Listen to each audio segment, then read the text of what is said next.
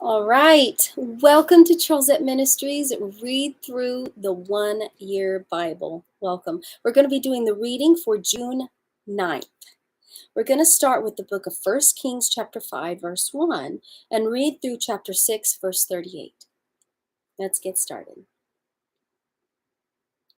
And Hiram, king of Tyre, sent his servants unto Solomon, for he had heard that they had anointed him king in the room of his father.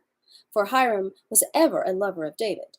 And Solomon sent to Hiram, saying, Thou knowest how that David my father could not build an house unto the name of the Lord his God, for the wars which were about him on every side, until the Lord put them under the soles of his feet. But now the Lord my God hath given me rest on every side, so that there is neither adversary nor evil occurrent. And behold, I purpose to build an house unto the name of the Lord my God, as the Lord spake unto David my father, saying, Thy son, whom I will set upon thy throne in thy room, he shall make an house unto my name. Now therefore command thou that they hew me cedar trees out of Lebanon, and my servants shall be with thy servants, and unto thee I will give hire for thy servants according to all that thou shalt appoint. For thou knowest that there is not among us any that can skill to hew timber like unto the Sidonians. And it came to pass, when Hiram heard the words of Solomon, that he rejoiced greatly, and said, Blessed be the Lord this day, which hath given unto David a wise son over this great people. And Hiram sent to Solomon, saying, I have considered the things which thou sentest to me for, and I will do all thy desire concerning timber of cedar and concerning timber of fir.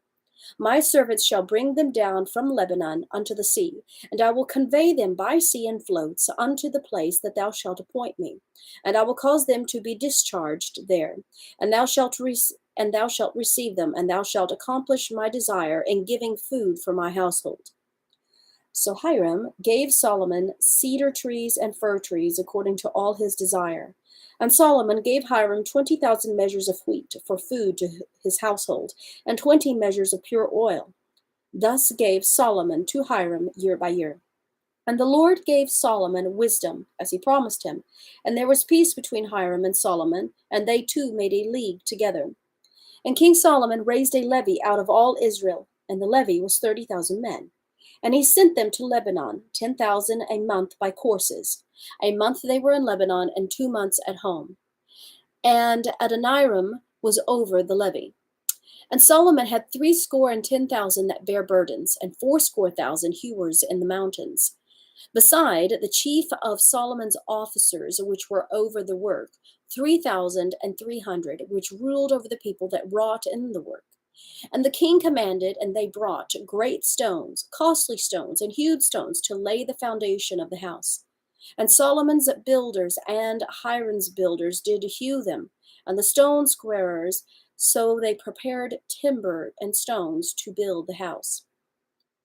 And it came to pass in the 408th year, after the children of Israel were come out of the land of Egypt, in the 4th year of Solomon's reign over Israel, in the month Ziph, which is the 2nd month, that he began to build the house of the Lord. And the house which King Solomon built for the Lord, the length thereof was 60 cubits, and the breadth thereof 20 cubits, and the height thereof 30 cubits. And the porch before the temple of the house, 20 cubits was the length thereof, and according to the breadth of the house, and 10 cubits was the breadth thereof, before the house. And for the house he made windows of narrow lights. And against the wall of the house he built chambers round about, against the walls of the house round about, both of the temple and of the oracle. And he made chambers round about. The nethermost chamber was 5 cubits broad, and the middle was 6 cubits broad, and the third was 7 cubits broad. For without, in the wall of the house, he made narrow rests round about, that the beams should not be fastened in the walls of the house. And the house, when it was in building, was built of stone ready made before it was brought thither, so that there was neither hammer nor axe nor any tool of iron heard in the house while it was in building. The door for the middle chamber was on the right side of the house, and they went up with winding stairs into the middle chamber, and out of the middle into the third.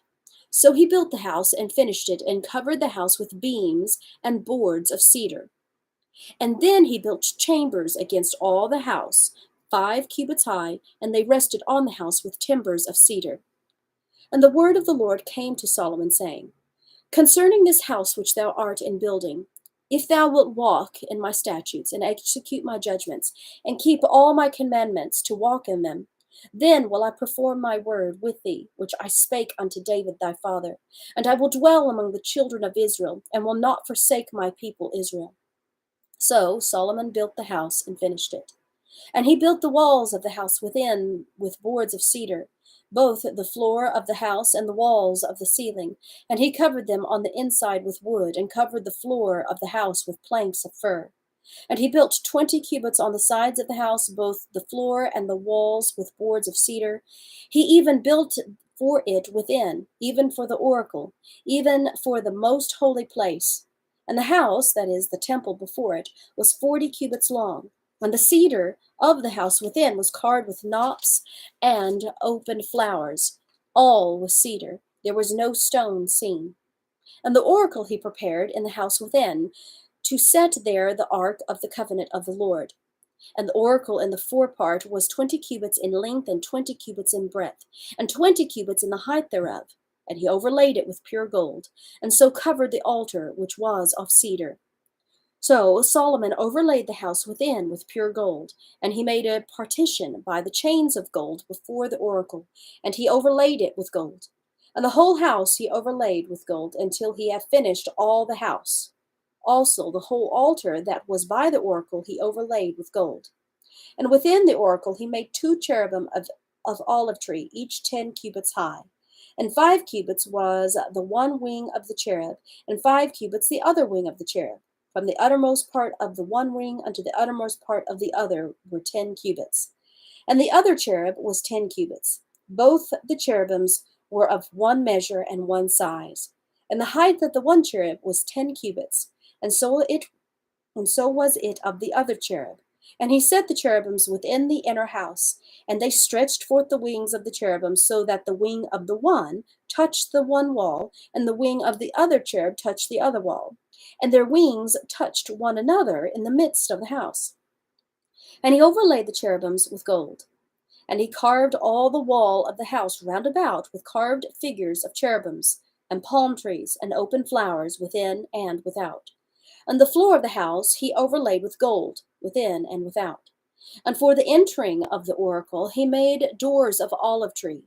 The lintel and side posts were a 5th part of the wall. The 2 doors were of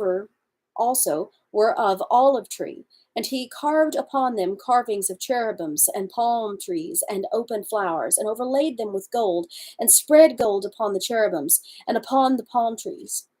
So also made he for the door of the temple posts of olive tree a 4th part of the wall.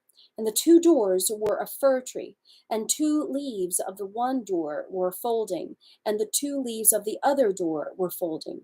And he carved thereon cherubims and palm trees and open flowers, and covered them with gold fitted upon the carved work. And he built the inner court with 3 rows of hewn stone, and a row of cedar beams.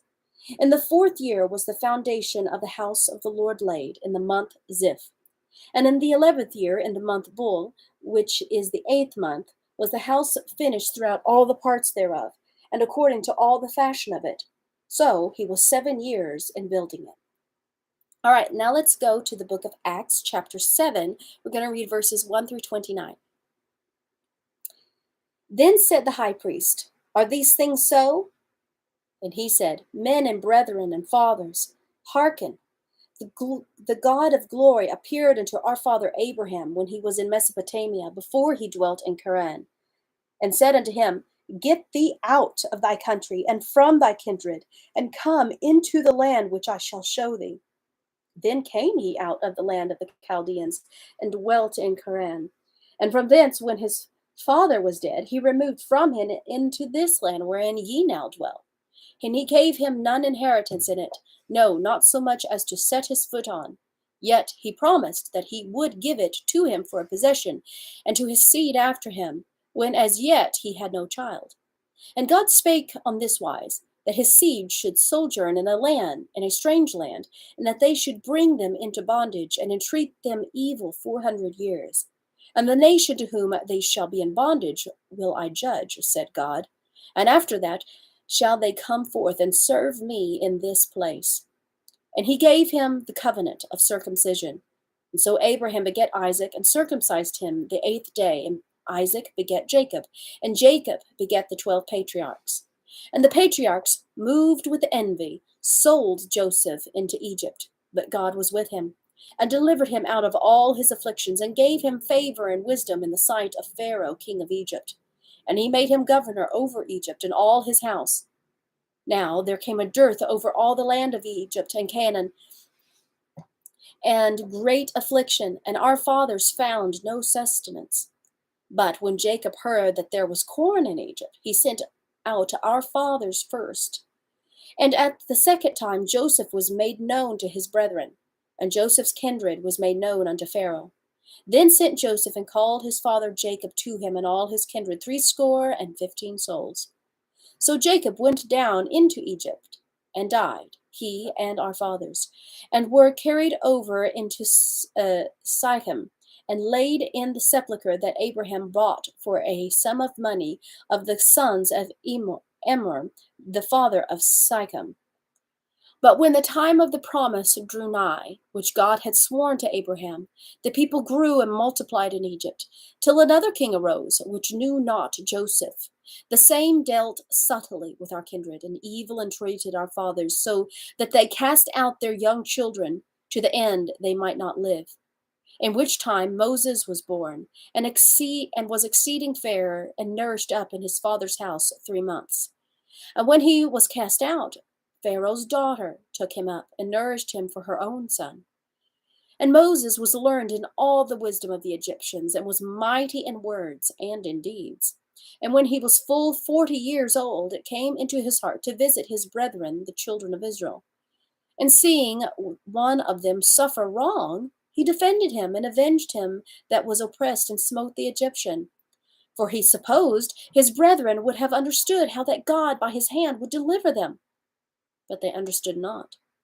And the next day he showed himself unto them as they strove, and would have set them at one again, saying, Sirs, ye are brethren, why do ye wrong one another? But he that did his neighbor wrong thrust him away, saying, Who made thee a ruler and a judge over us?